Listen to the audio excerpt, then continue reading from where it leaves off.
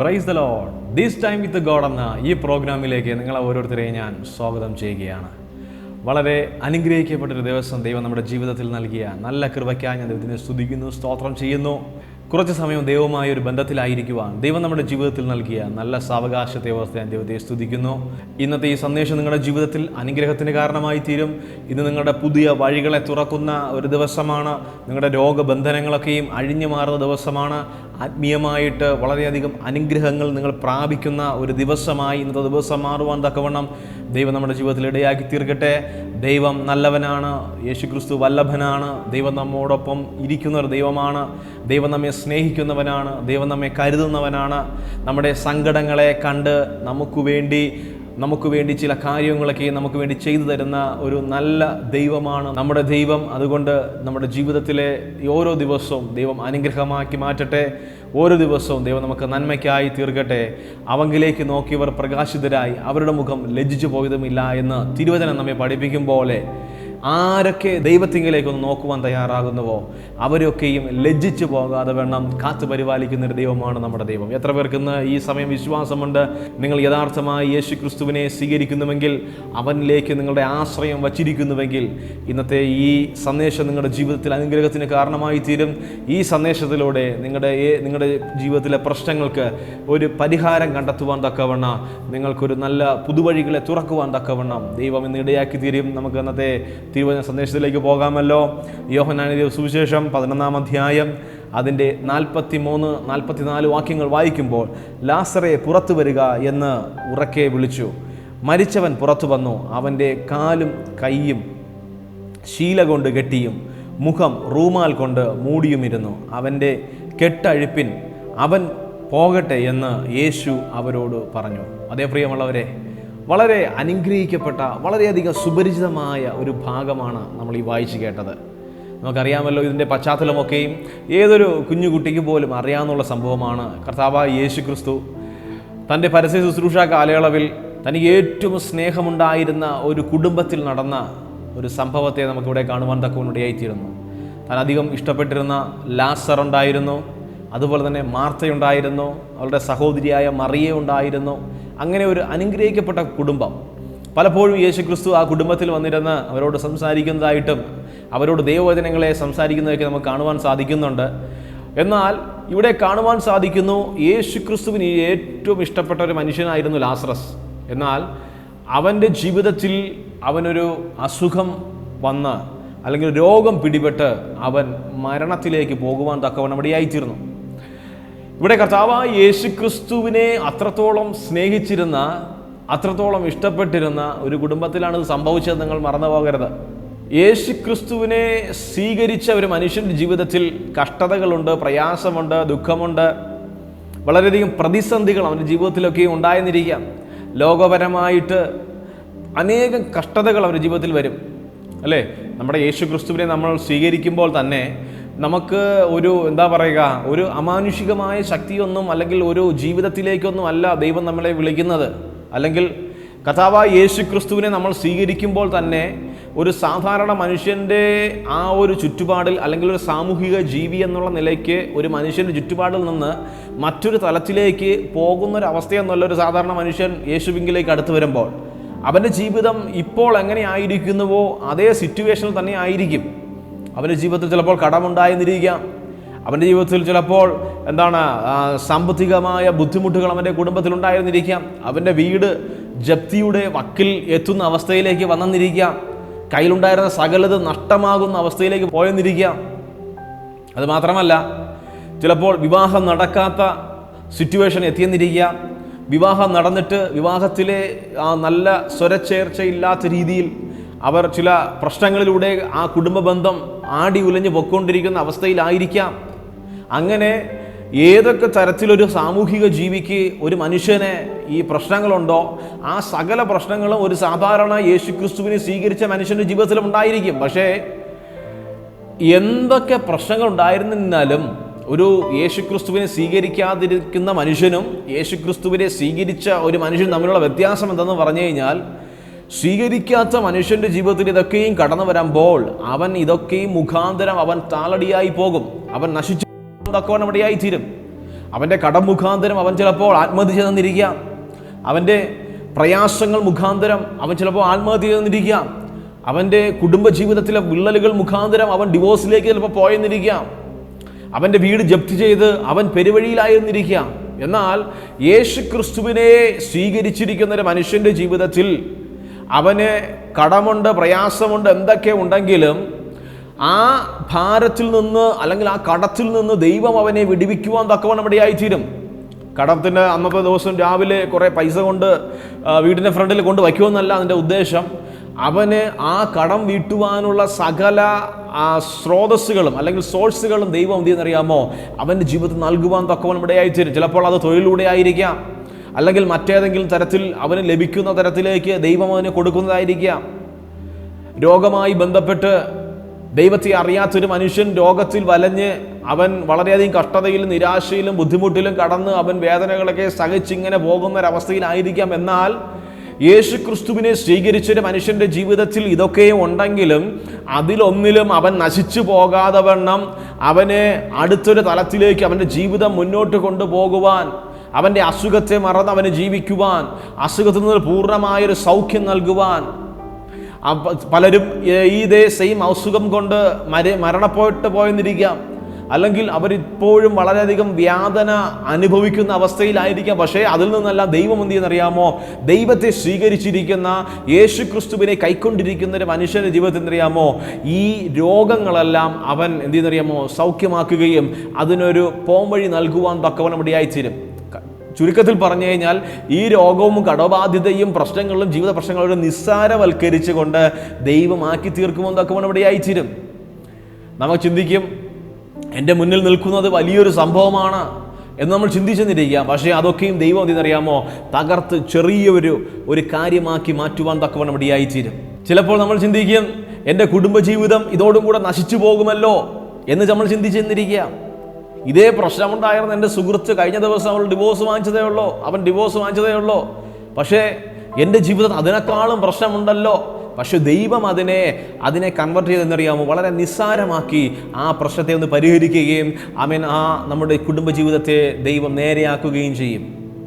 വലിയ രോഗങ്ങൾ നമ്മുടെ ജീവിതത്തിൽ ഉണ്ടായിരിക്കുമ്പോൾ ഞാൻ മരിച്ചു പോകും അല്ലെങ്കിൽ ഞാൻ നശിച്ചു പോകും എന്നോ ചിന്തയിലായിരിക്കുന്ന ആരൊക്കെയോ ഈ സന്ദേശം കേട്ടുകൊണ്ടിരിക്കുമ്പോൾ നീ ദൈവത്തെ സ്വീകരിച്ചിട്ടുണ്ടെങ്കിൽ, യേശു ക്രിസ്തുവിനെ നിന്റെ രക്ഷിതാവായി, യേശു ക്രിസ്തുവിനെ നിന്റെ ഹൃദയത്തിൻ്റെ ഉള്ളിലേക്ക്, യേശു ക്രിസ്തുവിനെ നിന്റെ ഭവനത്തിൻ്റെ ഉള്ളിലേക്ക് നീ സ്വീകരിച്ചിട്ടുണ്ടെങ്കിൽ ഈ പ്രശ്നങ്ങളൊന്നും നിന്റെ ജീവിതത്തിൽ നിന്നെ നശിപ്പിച്ച് കളയാതെ, ഈ രോഗം നിന്നെ ഇല്ലാതാക്കി കളയാതെ, ഈ പ്രശ്നം നിന്റെ ജീവിതത്തിൽ തന്നെ ഇല്ലാതാക്കി കളയാതെ, നിന്റെ കുടുംബജീവിതത്തെ നശിപ്പിച്ച് കളയാതെ, നിന്റെ മക്കളുടെ വിദ്യാഭ്യാസം നശിപ്പിച്ച് കളയാതെ വണ്ണം ദൈവം അതിനെ നിസ്സാരവൽക്കരിച്ച് കളയുമെന്നാണ് ഇവിടെ തിരുവചനം പറയുന്നത്.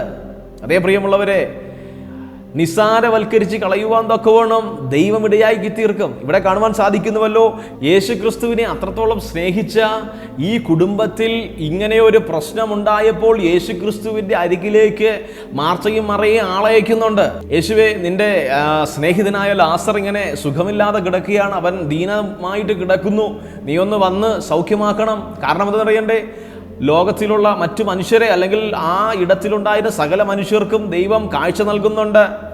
അതുപോലെ തന്നെ മുടന്തൻ എഴുന്നേറ്റ് നടക്കുന്നുണ്ട്. അങ്ങനെ പല അത്ഭുതങ്ങളും ചെയ്ത് യേശുക്രിസ്തു മുന്നോട്ട് കൊണ്ടുപോകുമ്പോൾ ഇവിടെ ലാസർ, താൻ സ്നേഹിച്ച ലാസർ മരണത്തിന് വക്കോളമെത്തി അവൻ ദീനമായി കിടക്കുന്ന വാർത്ത യേശുക്രിസ്തു അറിഞ്ഞപ്പോൾ ഒരു കാര്യം പറയുന്നുണ്ട്, ഈ ദീനം ഒരിക്കലും മരണത്തിനായിട്ടല്ല, അല്ലെങ്കിൽ അവൻ്റെ നാശത്തിനായിട്ടല്ല, ദൈവത്തിൻ്റെ മഹത്വം അവിടെ വെളിപ്പെടുവാൻ വേണ്ടിയാണെന്ന് ഇവിടെ തിരുവചനത്തിലൂടെ കർത്താവായ യേശുക്രിസ്തു നമ്മോട് പറയുന്നുണ്ട്. അതേ പ്രിയമുള്ളവർ, ഇന്ന് നിങ്ങൾ അനുഭവിക്കുന്ന കഷ്ടതകൾ ചിലപ്പോൾ അതെന്താ പറയുക, നിങ്ങൾ യേശുക്രിസ്തുവിനെ ഒന്ന് അറിയുന്നതിന് വേണ്ടിയിട്ടായിരിക്കാം. നിങ്ങളിന്ന് അനുഭവിച്ചു കൊണ്ടിരിക്കുന്ന സാമ്പത്തിക മണ്ഡലത്തിലെ ബുദ്ധിമുട്ടുകൾ ഇന്ന് നിങ്ങൾ യേശു ക്രിസ്തുവിനെ അറിയുന്നതിന് വേണ്ടിയിട്ടായിരിക്കാം. നിത്യനായ ദൈവത്തെ ഇന്നും ജീവിച്ചിരിക്കുന്ന കർത്താവായ യേശു ക്രിസ്തുവിനെ നിങ്ങൾ തിരിച്ചറിയുന്നതിന് വേണ്ടി ചില വേദനകൾ നിങ്ങളുടെ ജീവിതത്തിലേക്ക് കടന്നുപോയെന്നിരിക്കാം. അവിടെ ആ യേശു ക്രിസ്തു കടന്നു വരാതിരുന്നപ്പോൾ ആ മാർത്തയ്ക്കും മറിയയുടെയും ജീവിതത്തിൽ എന്തെല്ലാം നിരാശകൾ തോന്നിയിട്ടുണ്ടാകും. അവരുടെ ഭവനത്തിൽ കടന്നു വന്ന് അനേക സമയം ഇരുന്ന് അവരോട് സംസാരിച്ച യേശു ക്രിസ്തു തങ്ങൾ അത്രത്തോളം സ്നേഹിക്കുന്ന യേശു ക്രിസ്തു തൻ്റെ സഹോദരൻ മരണത്തോളം എത്തി ദീനത്തോടും കൂടെ കിടക്കുന്ന അവസ്ഥയിലാണെന്ന് അറിയിച്ചിട്ട് കർത്താവായ യേശു ക്രിസ്തു അവരെ അന്വേഷിച്ച് വന്നില്ലല്ലോ, അല്ലെങ്കിൽ ലാസറിനെ സുഖപ്പെടുത്തുവാൻ തക്കവണ്ണം മടങ്ങി വന്നില്ലല്ലോ എന്ന് ചിന്തിച്ച് വളരെ വിഷമത്തിലായിരുന്നൊരു കുടുംബമാണ് ആ കുടുംബം. എന്നാൽ അതിനുശേഷം ഇവിടെ തിരുവചനം പറയുന്നു, ലാസർ മരണപ്പെട്ടു, അവൻ മരിച്ചു, അടക്കപ്പെട്ടു. ഏകദേശം 4 ദിവസമായി. 4-ാം ദിവസമായപ്പോൾ കർത്താവായ യേശു ക്രിസ്തു അവിടേക്ക് കടന്നു വരുന്നു. അവിടേക്ക് കടന്നു വന്നപ്പോൾ ഇവിടെ കാണുവാൻ സാധിക്കുന്നത് പോലെ മാർത്തയും മറിയയും അവനെ അങ്ങോട്ട് പോയി സ്വീകരിക്കുവാൻ തക്കവണ്ണം അവിടെയായിത്തീർന്നു. നിന്റെ ജീവിതത്തിൽ ഇന്ന് കഷ്ടതയുടെ നടുവിലാണ് നീ ആയിരിക്കുന്നതെങ്കിൽ കൂടി, നിന്റെ ജീവിതത്തിൽ നിന്ന് നീ ഞെരുക്കത്തിൻ്റെ അങ്ങേ അറ്റത്തോളം ഇനിയൊരു സൊല്യൂഷൻ ഇല്ല എന്ന് ചിന്തിച്ചിരിക്കുന്ന പ്രശ്നത്തിൻ്റെ നടുവിലാണ് നീ ആയിരിക്കുന്നതെങ്കിൽ കൂടി, നിന്റെ കുടുംബജീവിതം തകർന്ന് തരിപ്പണമായി അങ്ങ് ഏറ്റവും അവസാനം ഡിവോഴ്സിൻ്റെ വക്കിലാണ് നീ ഇന്ന് ആയിരിക്കുന്നുവെങ്കിൽ, നിങ്ങളുടെ തലമുറകളെ ഓർത്ത് നിങ്ങളിന്ന് കരഞ്ഞ് വർഷങ്ങളായി കരഞ്ഞിരിക്കുന്ന അവസ്ഥയിലാണ്, ഇനിയൊരു രക്ഷയില്ല എന്ന് ചിന്തിച്ചിരിക്കുന്ന അവസ്ഥയിലാണ് നിങ്ങൾ ആയിരിക്കുന്നതെങ്കിൽ കൂടി, നിങ്ങൾ യേശു ക്രിസ്തുവിനെ നിങ്ങളുടെ ഭവനത്തിലേക്ക് നിങ്ങളൊന്ന് ക്ഷണിക്കുവാൻ തയ്യാറാകുന്നുവെങ്കിൽ, നിങ്ങളുടെ ഹൃദയത്തിലേക്ക് യേശു ക്രിസ്തുവിനെ ഒന്ന് സ്വീകരിക്കുവാൻ നിങ്ങൾ തയ്യാറാകുന്നുവെങ്കിൽ, ഇവിടെ നോക്കിക്കേ, ഈ മാർത്തയ്ക്കും മറിയയ്ക്കും ആകെ ഉണ്ടായിരുന്ന ഒരു സഹോദരനാണ് ഈ ലാസറസ്. ഈ ലാസർ മരണപ്പെട്ടു 4 ദിവസമായി. ആ സമയത്ത് യേശു ക്രിസ്തു കടന്നു വന്നപ്പോൾ എന്ത് ചെയ്യുന്നറിയാമോ? മാർത്തയും മറിയയും ഒരു കുറ്റവാക്ക് പോലും പറയാതെ അവരുടെ ഭവനത്തിലേക്ക് യേശു ക്രിസ്തുവിനെ സ്വീകരിക്കാനായിട്ട് കടന്നുപോയി. ഇവിടെ യേശു ക്രിസ്തുവിനെ സ്വീകരിക്കുവാൻ പോയപ്പോൾ അവിടെ കൂടിയുന്നവരൊക്കെ വിചാരിച്ചു കല്ലറയ്ക്കൽ പോയിരുന്ന് കരയുവാൻ വേണ്ടി പോവുകയാണെന്ന്. പക്ഷേ അങ്ങനെയല്ല. യേശു ക്രിസ്തു വരുന്നു എന്ന വാർത്ത അവരറിഞ്ഞപ്പോൾ തന്നെ അവർ എഴുന്നേറ്റ് പോയി യേശു ക്രിസ്തുവിനെ സ്വീകരിക്കുവാൻ തക്കവണ്ണം ഇടയായിത്തീർന്നു. ഇന്നത്തെ നിങ്ങളുടെ അവസ്ഥകളൊക്കെ നിങ്ങളൊന്ന് മാറ്റിവെച്ചാട്ടെ, നിങ്ങളുടെ സിറ്റുവേഷനുകളെ ഒന്ന് മാറ്റിവെച്ചാട്ടെ, നിങ്ങളുടെ അവസ്ഥകളെയൊക്കെ നിങ്ങളൊന്ന് മറന്നാട്ടെ. ഇന്ന് നിങ്ങൾ യേശു ക്രിസ്തുവിനെ നിങ്ങളുടെ ജീവിതത്തിലേക്ക് സ്വീകരിക്കുവാൻ തയ്യാറാകുന്നുവെങ്കിൽ, ഇന്ന് ഈ നിമിഷം മുതൽ നിങ്ങളുടെ ജീവിതത്തിലെ വ്യത്യാസങ്ങൾ നിങ്ങൾക്ക് മനസ്സിലാക്കുവാൻ സാധിക്കും. നിങ്ങളുടെ രോഗങ്ങൾ മാറിപ്പോകും. നിങ്ങളുടെ ഉറക്കമില്ലാത്ത അവസ്ഥകൾ നിങ്ങളുടെ ജീവിതത്തിൽ നിന്ന് മാറിപ്പോകും. നിങ്ങളുടെ കടത്തെക്കുറിച്ചുള്ള നിങ്ങളുടെ കടബാധ്യതകൾ ഇന്ന് പകൽക്കാലം ഈ സമയം മുതൽ നിങ്ങളുടെ ജീവിതത്തിൽ നിന്ന് മാറിപ്പോകും. നിങ്ങളെ തലമുറകളെ കുറിച്ചുള്ള നിങ്ങളുടെ വേദനകൾ, വേവലാതികൾ, കരച്ചിലുകൾ ഇന്നത്തെ ഈ സമയം മുതൽ നിങ്ങളുടെ ജീവിതത്തിൽ നിന്ന് മാറിപ്പോകുവാൻ തക്കവണ്ണം ഇടയായിത്തീരും. നിങ്ങളുടെ കുടുംബ പ്രശ്നങ്ങൾ ഈ സമയം മുതൽ മാറിപ്പോകും. നിങ്ങളുടെ ഭർത്താവിനെ കുറിച്ചുള്ള, നിങ്ങളുടെ ഭാര്യയെ കുറിച്ചുള്ള നിങ്ങളുടെ വേദനകൾ ഈ നിമിഷം മുതൽ നിങ്ങളുടെ ജീവിതത്തിൽ നിന്ന് മാറിപ്പോകുവാൻ തക്കവണ്ണം ഇടയായിത്തീരും. നിങ്ങൾ പക്ഷേ ഒരു കാര്യമുണ്ട്, നിങ്ങൾ യേശു ക്രിസ്തുവിനെ നിങ്ങളുടെ ജീവിതത്തിലേക്ക് നിങ്ങളൊന്ന് ക്ഷണിക്കുവാൻ തയ്യാറാകണം. നിങ്ങളുടെ ജീവിതത്തിലേക്ക് യേശു ക്രിസ്തു ഒന്ന് കടന്നു വരുവാനായിട്ട് നിങ്ങളൊന്ന് വഴികളെ ഒരുക്കി കൊടുക്കണം. നിങ്ങളുടെ ഹൃദയത്തെ യേശു ക്രിസ്തുവിൻ്റെ മുന്നിലേക്ക് നിങ്ങളൊന്ന് സമർപ്പിക്കുവാൻ തയ്യാറാകണം. കർത്താവേ, നീ അല്ലാതെ ഞങ്ങൾക്കിനി ഒരു സൊല്യൂഷൻ ഇല്ല എന്ന് നിങ്ങൾ ഉറപ്പിച്ച് ദൈവത്തോട് പറയുവാൻ തക്കവണ്ണം തീരണം. ലോകത്തിലെ ഒരു മനുഷ്യനും എന്നെ സഹായിക്കുവാൻ കഴിയത്തില്ല. ലോകത്തിലെ ഒരു മെഡിക്കൽ സയൻസിനും എന്നെ ഇനി സഹായിക്കുവാൻ കഴിയത്തില്ല. ലോകത്തിലെ ഒരു മധ്യസ്ഥനും എൻ്റെ ജീവിതത്തെ ഇനി പുനർനിർമ്മിക്കുവാൻ സാധിക്കയില്ല എന്ന് നിങ്ങളൊന്ന് ആത്മാർത്ഥമായി ദൈവത്തോട്, യേശുവിനോടൊന്ന് പറയുവാൻ തയ്യാറായി നിങ്ങളുടെ ഹൃദയങ്ങളെ ദൈവത്തിൻ്റെ മുൻപാകെ ഒന്ന് സമർപ്പിക്കുവാൻ നിങ്ങളൊന്ന് ഒരുക്കപ്പെടുകയാണെങ്കിൽ, നിങ്ങളുടെ ജീവിതത്തിൽ ഇന്ന് അത്ഭുതങ്ങളെ ദൈവം കാണിച്ചു തരുവാൻ തക്കവണ്ണം ഇടയായിത്തീരും.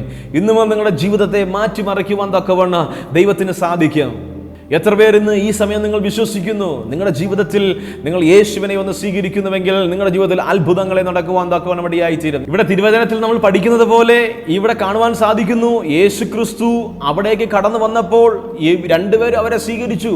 മാർത്തയും മറിയയും അവനെ സ്വീകരിക്കുവാൻ തക്കവണ്ണം ഇടയായിത്തീർന്നു. അതിനുശേഷം അവൻ നേരെ അടുക്കിലേക്ക് വരുമ്പോൾ അവരുടെ കരച്ചിൽ കണ്ട്, മാർത്തയുടെയും മറിയയുടെയും കരച്ചിൽ കണ്ട് കർത്താവായ യേശു ക്രിസ്തുവിനും വളരെയധികം വിഷമം തോന്നി, കരച്ചിൽ വന്നു അവന്. ഇവിടെ കാണുവാൻ സാധിക്കും, യേശു കണ്ണുനീർ വാർത്തു എന്നിവിടെ തിരുവചനത്തിൽ നമുക്ക് കാണുവാൻ സാധിക്കുന്നു. അതേ പ്രിയമുള്ളവരെ, നിങ്ങൾ ദൈവത്തിൻ്റെ മുൻപാകെ നിങ്ങളുടെ ഹൃദയത്തെ ഒന്ന് സമർപ്പിക്കുവാൻ തയ്യാറാകുന്നുവെങ്കിൽ, നിങ്ങളുടെ യഥാർത്ഥ സിറ്റുവേഷനെ ദൈവകരങ്ങളിലേക്കൊന്ന് സമർപ്പിക്കുവാൻ തയ്യാറാകുന്നുവെങ്കിൽ, നമുക്ക് വേണ്ടി മനസ്സലിയുന്നൊരു ദൈവമാണ് യേശു ക്രിസ്തു. നമ്മുടെ പ്രശ്നത്തിനു വേണ്ടി, ആ പ്രശ്നം എങ്ങനെ പരിഹരിക്കാമെന്ന് ചിന്തിച്ച് നമുക്ക് വേണ്ടി മനസ്സലിഞ്ഞ് നമുക്ക് വേണ്ടി സകലതും ചെയ്തു തരുന്ന ഒരു ദൈവമാണ് യേശു ക്രിസ്തു. എത്ര പേർക്ക് വിശ്വാസമുണ്ട്? എത്ര പേർക്ക് നിങ്ങൾക്കിന്ന് വിശ്വസിക്കുവാൻ കഴിയുന്നുണ്ട് യേശു ക്രിസ്തു നിങ്ങളുടെ ജീവിതത്തിൽ അത്ഭുതങ്ങളെ ചെയ്യുമെന്ന്? ഇവിടെ കാണുവാൻ സാധിക്കുന്നു. കർത്താവായ യേശു ക്രിസ്തു അടുക്കലേക്ക് കടന്നു വന്നു. അവൻ കല്ലറയുടെ അടുക്കിലേക്ക് കടന്നു പോകുവാൻ തക്കവണ്ണം ഇടയായിത്തീർന്നു. അവിടെ കൂടിയുന്ന മനുഷ്യരൊക്കെ പറയുന്നുണ്ട്, ഇവൻ കുരുടന്മാരുടെ കണ്ണ് ഒക്കെയും തുറന്ന മനുഷ്യനല്ലയോ? പിന്നെ ഈ ലാസർ ദീനമായി കിടന്നപ്പോൾ എന്തുകൊണ്ട് അവന് ഒരു സൗഖ്യം കൊടുത്തില്ല എന്നൊക്കെ പറഞ്ഞ് അവനെ കളിയാക്കുന്നവരും അവനെതിരായി പിറുപിറുക്കുന്നവരും നിജസ്ഥിതിയെ പറയുന്നവരുമൊക്കെ ഉണ്ട് അവിടെ. പക്ഷേ ഇവിടെ തിരുവചനത്തിൽ നമ്മൾ ആദ്യം വായിച്ചല്ലോ, ലാസർ ദീനമായി കിടക്കുന്നുവെന്ന് അറിഞ്ഞ ഉടനെ യേശുക്രിസ്തു പറഞ്ഞൊരു കാര്യമുണ്ട്, ഈ ദീനം അവന് മരണത്തിനായിട്ടല്ല, ഈ ദീനം ദൈവത്തിന്റെ നാമം അവിടെ മഹത്വപ്പെടുത്തുവാൻ വേണ്ടി മാത്രമാണ്. കർത്താവായ യേശുക്രിസ്തു ആ കല്ലറയുടെ അടുക്കലേക്ക് കടന്നു വന്നിട്ട് ലാസറിനെ കല്ലറയുടെ മുമ്പിൽ നിന്ന് വിളിക്കുന്നു. ലാസറെ, നീ എന്ത് ചെയ്യുക? നമ്മൾ ആദ്യം വായിച്ച വാക്യം അതാണ്, ലാസറെ നീ പുറത്തു വരിക. അതേ പ്രിയമുള്ളവരെ, നമ്മുടെ ജീവിതത്തിൽ നമ്മൾ ദൈവത്തെ ഒന്ന് സ്വീകരിക്കുവാൻ തയ്യാറാകുന്നുവെങ്കിൽ, നിങ്ങളുടെ സഹോദരങ്ങളുടെ ജീവിതത്തിന് വേണ്ടിയിട്ട്, നിങ്ങളുടെ സഹോദരങ്ങളുടെ നന്മയ്ക്ക് വേണ്ടിയിട്ട്, നിങ്ങളുടെ മാതാപിതാക്കളുടെ നന്മയ്ക്ക് വേണ്ടിയിട്ട്, നിങ്ങളുടെ മക്കളുടെ നന്മയ്ക്ക് വേണ്ടിയിട്ട് നിങ്ങൾ യേശു ക്രിസ്തുവിനെ നിങ്ങളുടെ ജീവിതത്തിലേക്ക് നിങ്ങളൊന്ന് ക്ഷണിക്കുവാൻ തയ്യാറാകുന്നുവെങ്കിൽ, നിങ്ങളുടെ ജീവിതത്തിൽ നന്മയ്ക്ക് വേണ്ടിയിട്ട് നിങ്ങളൊന്ന് യേശു ക്രിസ്തുവിനെ നിങ്ങളുടെ ജീവിതത്തിലേക്ക് ക്ഷണിക്കുവാൻ തയ്യാറാകുന്നുവെങ്കിൽ, അവൻ ഉള്ളിലേക്ക് കടന്നു വന്ന്, നിങ്ങളുടെ അടുക്കലേക്ക് കടന്നു വന്ന്, നിങ്ങളുടെ ജീവിതത്തിൽ അവൻ നന്മ ചെയ്യുവാൻ തക്കവണ്ണം ഇടയായിത്തീരും. നിങ്ങളുടെ ആവശ്യങ്ങൾ അറിഞ്ഞ്, നിങ്ങളുടെ സിറ്റുവേഷനുകളെ അവൻ തിരിച്ചറിഞ്ഞ് നിങ്ങൾക്ക് വേണ്ടി അത്ഭുതങ്ങളെ ചെയ്യുവാൻ തക്കവണ്ണം ഇടയായിത്തീരും. എത്ര പേർക്കിന്ന് വിശ്വാസമുണ്ട്? ഇവിടെ തിരുവചനം പറയുന്നു, ലാസറെ പുറത്തു വരിക എന്ന് വിളിച്ചപ്പോൾ അവൻ എന്ത് ചെയ്യുന്നറിയാമോ? പുറത്തു വരുവാൻ തക്കവണ്ണം ഇടയായിത്തീർന്നു. അതിനുശേഷം പറയുന്നു, അവൻ്റെ കെട്ടഴിപ്പിൻ അവൻ പോകട്ടെ എന്ന് യേശു ക്രിസ്തു പറയുന്നു. അതേ പ്രിയമുള്ളവരെ, നിങ്ങളുടെ സിറ്റുവേഷനുകളെ ഒന്ന് മറന്നുകൊണ്ട് ഇവിടെ നോക്കിക്കേ. ഇവിടെ അവൻ മരിച്ചിട്ട് 4 ദിവസമായി, നാറ്റം വെച്ചിട്ടുണ്ട്, അവൻ്റെ ശരീരമൊക്കെയും ചീഞ്ഞു പോയ അവസ്ഥയിലായിരുന്നിരിക്കുക. അവൻ മരണത്തിനകപ്പെട്ട് അവൻ്റെ ശരീരമൊക്കെയും ചീഞ്ഞ് നാറ്റം വെച്ച അവസ്ഥയിൽ അവനായിരുന്ന സമയത്തുകൂടി യേശു ക്രിസ്തുവിൻ്റെ സാന്നിധ്യം അവനെ അവിടെ നിന്ന് വീണ്ടെടുക്കുവാൻ, അല്ലെങ്കിൽ ആ മരണത്തിൽ നിന്ന് തിരിച്ചു കൊണ്ടുവരുവാൻ, ജീവനിലേക്ക് കൊണ്ടുവരുവാൻ തക്കവണ്ണം ഇടയായി തീർന്നുവെന്ന് നിങ്ങൾ മനസ്സിലാക്കുക.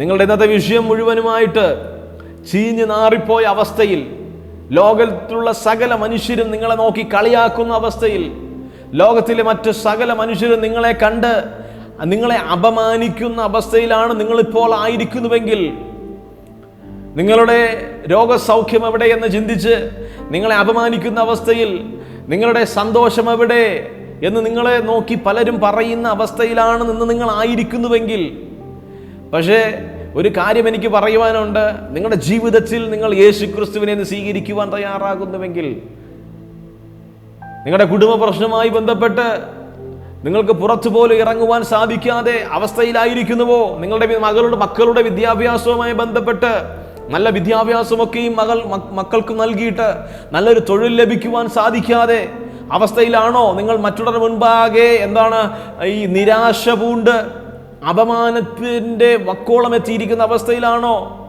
നന്നായിട്ട് പഠിക്കുന്ന നിങ്ങളുടെ മക്കൾക്ക് തുടർ വിദ്യാഭ്യാസം നൽകുവാനുള്ള സാമ്പത്തികമില്ലാതെ നിങ്ങളൊന്നും ഞെരുക്കത്തിലായിരിക്കുന്നുവോ?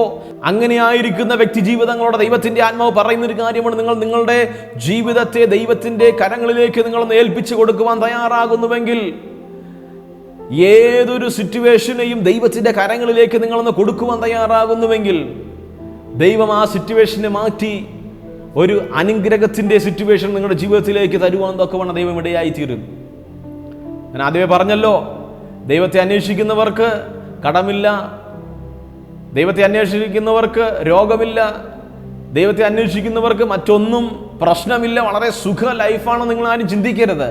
പക്ഷേ ആ ജീവിതത്തിലൊക്കെയും നിങ്ങളെ ബാധിക്കാതെ വണ്ണം, ഒരു തരത്തിലും നിങ്ങളെ ബാധിക്കാതെ വണ്ണം, ഒരു തരത്തിലും നിങ്ങൾക്ക് ഒരു വേദന തരാതെ വണ്ണം ദൈവം ആ സിറ്റുവേഷനുകളെല്ലാം വളരെ നിസ്സാരമാക്കി കൊണ്ടുപോകുവാൻ തക്കവണ്ണം ഇടയായിത്തീരും. നിങ്ങൾ ഇന്ന് അനുഭവിച്ചുകൊണ്ടിരിക്കുന്ന വേദനകൾ, നിങ്ങളുടെ പ്രയാസങ്ങൾ, നിങ്ങളുടെ രോഗങ്ങൾ, നിങ്ങളുടെ ദുഃഖങ്ങളൊക്കെയും വലുതായി നിങ്ങളുടെ മുൻപിൽ നിൽക്കുമ്പോൾ നിങ്ങൾ യേശുക്രിസ്തുവിനെ നിങ്ങളുടെ ജീവിതത്തിലേക്ക് ഒന്ന് ക്ഷണിക്കുവാൻ തയ്യാറാകുന്നുവെങ്കിൽ ആ പ്രശ്നത്തിന് നടുവിൽ ആ പ്രശ്നങ്ങളെയൊക്കെയും ദൈവം നിസ്സാരവൽക്കരിച്ചുകൊണ്ട് നിങ്ങൾക്കൊരു ജയം നൽകുവാൻ, നിങ്ങൾക്കൊരു സമാധാനം നൽകുവാൻ, നിങ്ങളുടെ ജീവിതത്തിൽ നിങ്ങൾക്കൊന്ന് സമാധാനത്തോടെ ജീവിക്കുവാൻ തക്കവണ്ണം ദൈവം നല്ല അവസരങ്ങൾ നിങ്ങളുടെ ജീവിതത്തിൽ നൽകുവാൻ തക്കവണ്ണം ഇടയായിത്തീരും. അതുകൊണ്ട് പ്രിയ ദൈവമക്കളെ, നിങ്ങളുടെ ജീവിതത്തിലേക്ക് യേശുക്രിസ്തുവിനെ നിങ്ങളൊന്ന് സ്വീകരിക്കുന്നുവെങ്കിൽ നിങ്ങളുടെ സിറ്റുവേഷൻ എന്ത് തന്നെ ആയിക്കോട്ടെ, സകലതിനും യേശുക്രിസ്തുവിന് മുൻപിൽ അതിനൊരു ആൻസർ ഉണ്ട്. സകലതിനും യേശുക്രിസ്തുവിന് മുൻപിൽ ഒരു പരിഹാരമുണ്ട്. സകലതിനും യേശുക്രിസ്തുവിന് മുൻപിൽ അതിനൊരു സൊല്യൂഷൻ ഉണ്ടെന്ന് നിങ്ങൾ ഒരിക്കലും എന്ത് ചെയ്യരുത്, മറന്നു പോകരുത്. അതുകൊണ്ട് ഈ സിറ്റുവേഷനുകളുടെ ദൈവകരങ്ങളിലേക്കൊന്ന് ഏൽപ്പിച്ചു കൊടുത്ത്, നിങ്ങളെ തന്നെ യേശുക്രിസ്തുവിന് മുമ്പാകെ സമർപ്പിച്ചു കൊടുത്ത്, ഇങ്ങനെ ഒരു യേശുക്രിസ്തു എനിക്ക് വേണ്ടി ജീവിച്ചിരിക്കുന്നുവെങ്കിൽ, ഇങ്ങനെ ഒരു യേശുക്രിസ്തു എൻ്റെ പ്രശ്നത്തിൻ്റെ പരിഹാരം നൽകുവാൻ ഉണ്ടെങ്കിൽ എൻ്റെ ജീവിതത്തിലേക്ക് ഒന്ന് ഇറങ്ങി വരണമെന്ന് ഇന്ന് നിങ്ങൾ ഇരിക്കുന്ന ഈ സിറ്റുവേഷനിൽ നിങ്ങൾ ദൈവത്തോടൊന്ന് പറഞ്ഞാട്ടെ. നിങ്ങളുടെ സങ്കടങ്ങളെ, നിങ്ങളുടെ വേദനകളെ, നിങ്ങളുടെ നിരാശകളെ ദൈവത്തിൻ്റെ കരങ്ങളിലേക്കൊന്ന് സമർപ്പിച്ചാട്ടെ. നിങ്ങളുടെ ജീവിതത്തിൽ നിങ്ങൾക്ക് അത്ഭുതങ്ങളെ ഈ ദിവസങ്ങൾ കാണുവാൻ തക്കവണ്ണം ഇടയായിത്തീരും. നമുക്കൊരു നിമിഷം പ്രാർത്ഥിക്കാമോ? നിങ്ങളുടെ സങ്കടങ്ങളെ ദൈവത്തോടൊന്ന് പറഞ്ഞാട്ടെ, യേശുക്രിസ്തുവിനോട് പറഞ്ഞാട്ടെ. നിങ്ങൾ ഇരിക്കുന്ന ആ ഇടത്തിരുന്ന് തന്നെ ദൈവത്തോടൊന്ന് പറഞ്ഞാട്ടെ, കർത്താവേ, എൻ്റെ ജീവിതത്തിൽ ഇന്ന പ്രശ്നങ്ങളുണ്ട്, ഞാൻ അങ്ങയെ സ്വീകരിക്കുവാൻ ഞാൻ തയ്യാറാകുന്നുണ്ട്. എൻ്റെ ജീവിതത്തിലെ ഈ പ്രശ്നത്തിന് നീ ഒരു പരിഹാരം തരുവാൻ തയ്യാറാകുന്നുവെങ്കിൽ ഞാൻ അങ്ങയെ സ്വീകരിക്കുവാൻ, അല്ലെങ്കിൽ ഞാൻ അങ്ങയോടൊപ്പം ചേർന്ന് ജീവിക്കുവാൻ തക്കവണ്ണം ഞാൻ ആഗ്രഹിക്കുന്നുവെന്ന് ഒരു നിമിഷം നിങ്ങളുടെ അതരങ്ങളെ തുറന്ന് വന്ന് പറഞ്ഞാട്ടെ. നമുക്ക് ഒരുമിച്ച് ദിവസം പ്രാർത്ഥിക്കാമല്ലോ. പരിശുദ്ധനായ ഞങ്ങളുടെ സ്വർഗീയ നല്ല പിതാവേ, നല്ല സമയത്തിനായി ഞങ്ങൾ അങ്ങയെ സ്തുതിക്കുന്നു കർത്താവേ. കർത്താവേ, ഇന്ന് ഈ സന്ദേശം കേട്ടുകൊണ്ടിരിക്കുന്ന പ്രിയ സഹോദരങ്ങളെ കർത്താവെ ഞങ്ങളുടെ കരങ്ങളിലേക്ക് ഏൽപ്പിച്ച് പ്രാർത്ഥിക്കുന്നു കർത്താവേ. അനുഗ്രഹിക്കണമേ, കാത്തു പരിപാലിക്കണമേ, നന്മകളാൽ നിറയ്ക്കണമെന്ന് പ്രാർത്ഥിക്കുന്നു കർത്താവേ. അവരുടെ ആവശ്യങ്ങൾ കർത്താവെ അങ്ങ് അറിയുന്നുവല്ലോ, അവരുടെ രോഗങ്ങളെ കർത്താവ് അങ്ങ് അറിയുന്നുവല്ലോ, അവരുടെ ജീവിതത്തിലെ ബാധ്യതകളെ കർത്താവ് അങ്ങ് അറിയുന്നുവല്ലോ, അവരുടെ ജീവിതത്തിലെ അപമാനങ്ങളെ കർത്താവെ അങ്ങ് അറിയുന്നുവല്ലോ, അവരുടെ ജീവിതത്തിലെ കർത്താവെ സകല സിറ്റുവേഷനുകൾ അങ്ങ് അറിയുന്ന നല്ല കൃപയ്ക്കായി ഞങ്ങൾ അങ്ങേ സ്തുതിക്കുന്നു കർത്താവെ. അവരുടെ പ്രശ്നത്തിന് നടുവിലേക്ക് കർത്താവെ അങ്ങ് ഇറങ്ങി വരണമെന്ന് പ്രാർത്ഥിക്കുന്നു കർത്താവെ. സകല ഞങ്ങളുടെ കരങ്ങളിലേക്ക് പ്രാർത്ഥിക്കുന്ന പ്രാർത്ഥനാട്ടനായ സ്തോത്രം യേശുക്രിസ്തുവിന്റെ തന്നെ നാമത്തിൽ തന്നെ. ആമേൻ, ആമേൻ. പ്രിയമുള്ളവരെ, ദൈവം ഇന്ന് നിങ്ങളുടെ ജീവിതത്തിൽ അത്ഭുതങ്ങളെ പ്രവർത്തിക്കുവാൻ തക്കവണ്ണം ഇടയായിത്തീരും. ഇന്നത്തെ ഈ സന്ദേശം നിങ്ങളുടെ ജീവിതത്തിൽ ഏറ്റവും അനുഗ്രഹമായി തീരുവാൻ തക്കവണ്ണം ഇടയായിത്തീരും. നിങ്ങൾ ദൈവത്തോടൊന്ന് നിലവിളിച്ചു കഴിഞ്ഞാൽ, ദൈവത്തെ നിങ്ങളുടെ ജീവിതത്തിൽ നിന്ന് സ്വീകരിച്ചു കഴിഞ്ഞാൽ നിങ്ങൾ നന്മകളെ പ്രാപിക്കുവാൻ തക്കവണ്ണം ഇടയായിത്തീരും. നിങ്ങളൊരു ആത്മീയ കൂട്ടായ്മയിൽ പങ്കെടുക്കുവാൻ തക്കവണ്ണം നിങ്ങൾ ആഗ്രഹിക്കുന്നുവെങ്കിൽ നെടുമങ്ങാടിനടുത്തുള്ള ഫെയ്ത്ത് മോർ വർഷിപ്പ് സെൻ്ററിൽ നിങ്ങൾക്ക് കടന്നു വരാവുന്നതാണ്. ഞങ്ങൾ നിങ്ങൾക്ക് വേണ്ടി പ്രാർത്ഥിക്കുന്നതാണ്. നിങ്ങൾക്ക് എന്തെങ്കിലും പ്രാർത്ഥനാ വിഷയം ഉണ്ട്, നിങ്ങൾക്ക് പ്രാർത്ഥിക്കുവാൻ ആഗ്രഹിക്കുന്നുവെങ്കിൽ ഞങ്ങളോടൊപ്പം ഷെയർ ചെയ്ത് ആ പ്രാർത്ഥനാ വിഷയത്തിന് നടുവിൽ നിങ്ങൾക്കൊരു ജയം നേടുവാൻ ആഗ്രഹിക്കുന്നുവെങ്കിൽ നിങ്ങൾ ഈ കാണുന്ന നമ്പറിലേക്ക് വിളിക്കുക. ഏത് സമയത്ത് വിളിച്ച് നിങ്ങൾക്ക് നിങ്ങളുടെ സങ്കടങ്ങളെയും നിങ്ങളുടെ പ്രാർത്ഥനാ വിഷയങ്ങളെയും ഞങ്ങളോട് പറയാവുന്നതാണ്. ഞങ്ങൾ നിങ്ങൾക്ക് വേണ്ടി പ്രാർത്ഥിക്കും. അത്ഭുതകരമായ, അതിശയകരമായി ദൈവം നിങ്ങൾക്ക് വേണ്ടി വൻ കാര്യങ്ങൾ ഈ ദിവസങ്ങളിൽ ചെയ്യുവാൻ തക്കവണ്ണം ഇടയായിത്തീരും. God bless you all.